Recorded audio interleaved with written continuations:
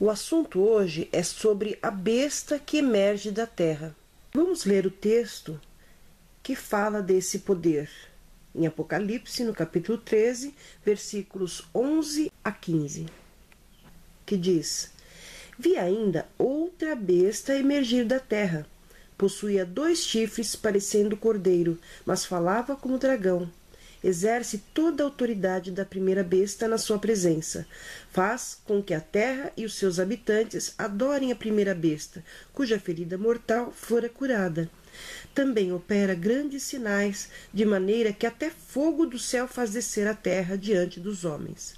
Seduz os que habitam sobre a terra por causa dos sinais que lhe foi dado executar diante da besta, dizendo aos que habitam sobre a terra que façam uma imagem à besta, aquela que, ferida a espada, sobreviveu.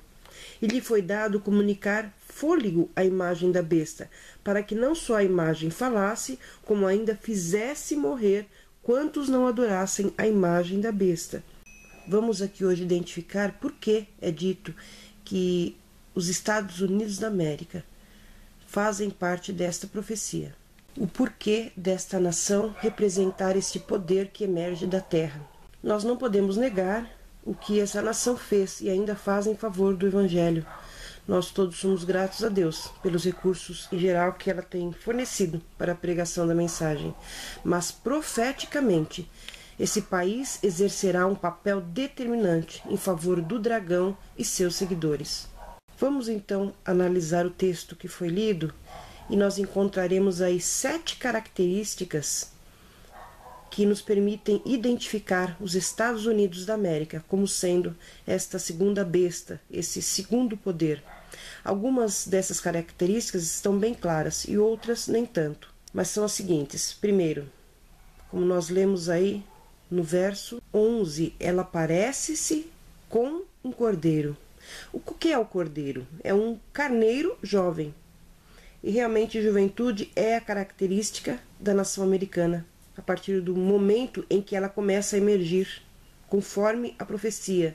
É esta nação que, em 1798, estava ascendendo ao poder e apresentando, sim, indícios de força e grandeza e a atenção de todo mundo.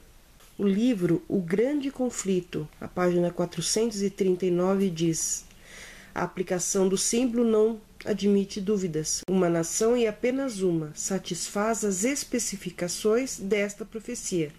Esta aponta insofismavelmente para os Estados Unidos da América do Norte. Reiteradas vezes, ao descreverem a origem e o crescimento desta nação, oradores e escritores têm emitido inconscientemente o mesmo pensamento e quase que empregado as mesmas palavras do escritor sagrado. A besta foi vista a subir da terra, e segundo os tradutores, a palavra aqui traduzida, subir, significa literalmente crescer ou brotar como uma planta. E como vimos, a nação deveria surgir em um território previamente desocupado. Escritor preeminente, escrevendo a origem dos Estados Unidos, fala do mistério de sua procedência do nada. E diz: semelhando a semente silenciosa, desenvolvemo-nos em império. Também um jornal europeu, em 1850, referiu-se aos Estados Unidos como um império maravilhoso que estava emergindo e no silêncio da terra aumentando diariamente seu poder e orgulho. Edward Everett, em discurso sobre os peregrinos fundadores desta nação, disse: procuraram um local afastado, inofensivo por sua obscuridade e seguro pela distância, onde a pequenina igreja de Leiden pudesse gozar de liberdade de consciência. Eis as imensas regiões sobre as quais, em conquista pacífica, implantaram os estandartes da cruz. A segunda característica é que esse poder fala como o dragão, como está escrito ainda aí no verso 11. E indica um contrassenso, né? Porque essa besta se parece com o cordeiro, que é a figura de Jesus, mas, na verdade, fala como a besta. Veja o que diz o livro Grande Conflito, na página 440. Suas ideias tiveram guarida na Declaração da Independência, que estabeleceu a grande verdade de que todos os homens são criados iguais e dotados de inalienável direito à vida, liberdade e procura da felicidade. E a Constituição garante ao povo o direito de governar-se a si próprio, estipulando que os protestantes eleitos pelo voto do povo façam e administrem as leis. Foi também concedida a liberdade de fé religiosa, sendo permitido a todo homem adorar a Deus segundo os ditames de sua consciência.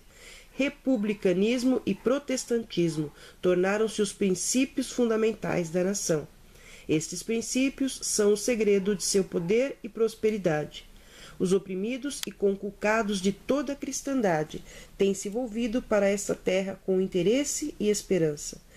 Milhões têm aportado às suas praias e os Estados Unidos alcançaram lugar entre as mais poderosas nações da terra. Veja só, realmente parece-se com um cordeiro, mas aí no final do versículo diz que fala como um dragão. A fala da nação são os atos de autoridade legislativas e judiciárias, diz o livro Grande Conflito, a página 440. Por esses atos, desmentirá os princípios liberais e pacíficos que estabeleceu como fundamento de sua política, a predição de falar como dragão e exercer todo o poder da primeira besta, claramente anuncia o desenvolvimento do espírito de intolerância e perseguição que manifestaram as nações representadas pelo dragão e pela besta semelhante ao leopardo. Ou seja, a aparência é de cordeiro, é de uma nação que defende a liberdade religiosa, mas, afinal, ela falará como dragão, ela perseguirá e até levará à morte aqueles que não obedecerem aos seus ditames. Ou seja, quando essa besta semelhante ao cordeiro agir de modo semelhante à primeira besta que nós vimos, a forma como a primeira besta agiu, que se valia do poder civil para impor determinadas leis de caráter religioso, então ela estará falando como o dragão. E o resultado de tudo isso será opressão, perseguição e morte. Os fundadores da nação procuraram sabiamente prevenir o emprego do poder secular por parte da Igreja, com seu inevitável resultado, intolerância e perseguição. A Magna Carta estipula que o Congresso não fará lei quanto a oficializar alguma religião ou proibir o seu livre exercício, e que nenhuma prova de natureza religiosa será jamais exigida como um requisito para qualquer cargo de confiança pública nos Estados Unidos. Quando então ela violar essa garantia de liberdade, poderá então qualquer observância religiosa ser imposta pela autoridade civil. Mas a incoerência de tal procedimento não é maior do que o que se encontra representado no símbolo. Essa besta, parecida com o cordeiro, professando-se pura, suave e inofensiva, na verdade fala como o dragão. A terceira característica é que ela emerge da terra, como nós lemos também aí no versículo 11. Assim como a primeira besta lá surgiu do mar, e mar representa povos, ou seja, um lugar densamente povoado, que no caso foi a Europa, esse outro poder surge de um local oposto, de um local pouco povoado, assim como era a América do Norte no final do século XVIII. O livro O Grande Conflito, a página 440, referindo-se a esse local onde surgiria esta nação, diz o seguinte: os oprimidos e conculcados de toda a cristandade têm se volvido para essa terra com interesse e esperança. Milhões têm aportado às suas praias e os Estados Unidos alcançaram lugar entre as mais poderosas nações da terra. Ainda no verso 11 nós temos aí mais uma característica. Ela possui 2 chifres. Chifre é símbolo de poder em profecia. Esses chifres representam o poder civil e religioso, que são devidamente distintos e separados um do outro. Portanto, no exercício da liberdade e da força daí advinda. Veja só, entre os exilados cristãos que fugiram para a América e buscaram lá abrigo, asilo contra a opressão real e a intolerância dos sacerdotes na Europa, muitos havia que se decidiram a estabelecer um governo sobre o amplo fundamento da liberdade civil e religiosa. Os chifres, semelhantes aos do cordeiro, representam então a liberdade civil e religiosa, garantida na Constituição desta nação. A quinta característica é quanto ao tempo do seu surgimento. Ela surgiria próximo ao tempo em que a primeira besta seria ferida mortalmente. Essa descrição da segunda besta é dada logo após a declaração do versículo 10. Se alguém leva para o cativeiro vai, se referindo aí ao aprisionamento do papado, em 1798. E foi nessa época que os Estados Unidos então começaram a ser regidos pela Constituição, mais exatamente no ano 1789, e com a Declaração de Direitos em 1791. Uma outra característica é quanto à forma de governo, como é mencionado no verso 14, que é a democracia, pois ela pede ao povo que faça alguma coisa. Outra característica é a religião. Ela predominantemente não é católica, porque ele exerce junto ao povo sua influência em favor da primeira besta, o que não seria necessário se o poder e o povo fossem católicos. Os Estados Unidos é representado na profecia como um cordeiro, que é um animal manso, dócil, inclusive é exemplo, é figura até do próprio Senhor Jesus. Mas essa docilidade, essa mansidão do cordeiro é apenas a sua aparência, porque na ação ela é perseguidora e cruel, como está escrito nos versos 12 e também no 17. O verso 12 diz: exerce toda a autoridade da primeira besta na sua presença. Faz com que a terra e os seus habitantes adorem a primeira besta, cuja ferida mortal fora curada. O verso 17 diz: para que ninguém possa comprar ou vender, senão aquele que tem a marca, o nome da besta ou o número do seu nome. E também no versículo 15. Diz: e lhe foi dado comunicar fôlego à imagem da besta, para que não só a imagem falasse, como ainda fizesse morrer quantos não adorassem a imagem da besta. No capítulo 19, versículo 20, esta nação é identificada como o falso profeta. Esta nação é o maior país protestante do mundo, e como a sua aparência é de cordeiro, ela aponta para a formação evangélica. Já o falar como dragão aponta para o seu sistema religioso, que vai cair em apostasia. E nós vamos ver aqui agora essa decadência, esse protestantismo apostatado. Como é que foi esse processo até resultar em apostasia? A princípio, o protestantismo foi uma expressão e um sustento da verdade divina. A princípio, eles defendiam realmente a verdade. E nisso ela se parecia com o cordeiro. A princípio ela não falava como dragão. A Bíblia relata pelo menos um caso em que um profeta que era verdadeiro acabou apostatando e se tornando um falso profeta, como foi o caso de Balaão. E essa história nós podemos ver em Números do capítulo 22 até o 25.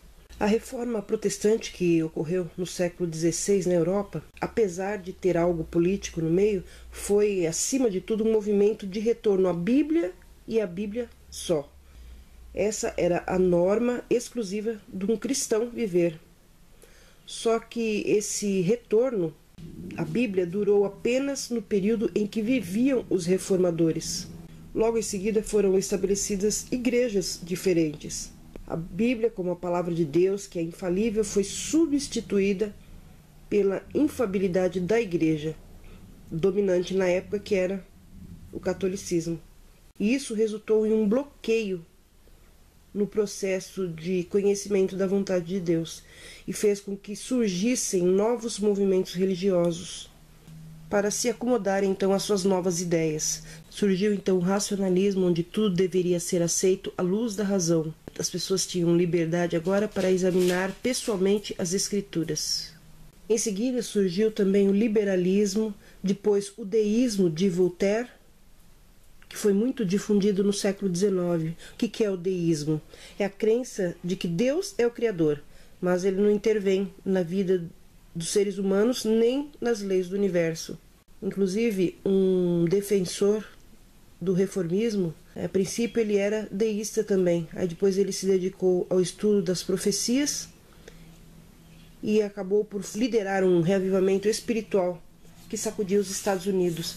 Esse reavivamento também ocorreu em outros lugares, por pessoas que também estudavam a profecia que apontava para o retorno de Jesus. Vemos aí Deus usando pessoas para novamente reassumir uma posição de fidelidade para com Ele, retornando à Bíblia, aos princípios da Bíblia e abrindo o coração para as novas revelações que foram dadas. E a partir daí, então, a primeira mensagem angélica passou a ser pregada assim com muito poder. Só que a maioria das igrejas rejeitou esse aviso de Deus e então se consolidaram na apostasia. Apocalipse no capítulo 14, verso 8 diz: caiu a grande Babilônia.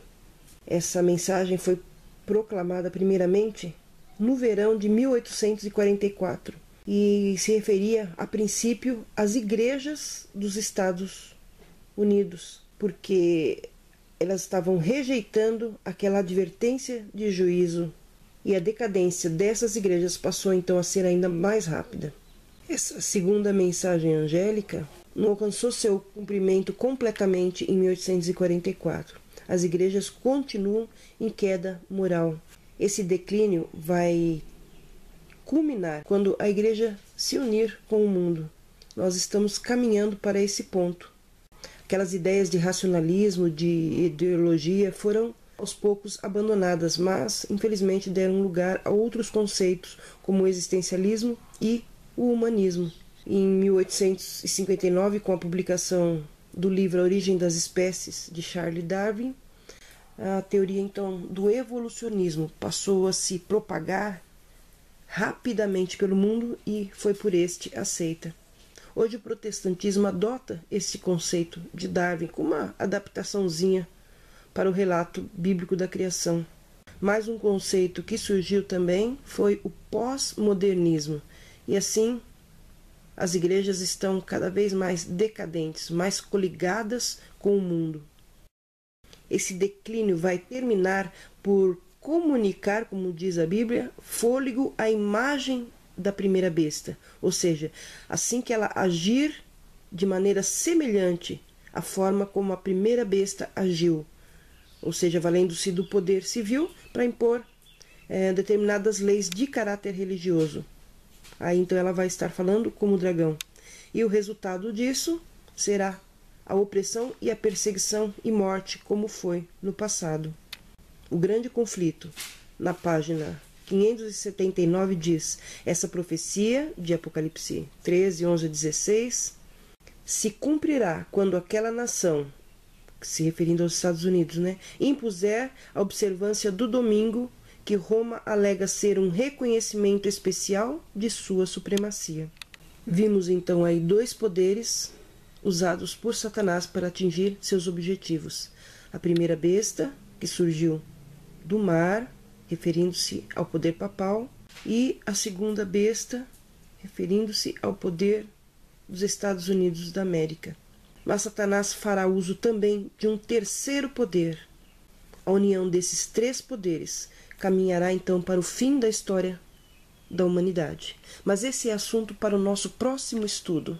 Se você quiser conhecer mais sobre esse segundo poder que surgiu, essa besta aí representada no Apocalipse, entre no link que estamos mostrando e você terá maiores informações.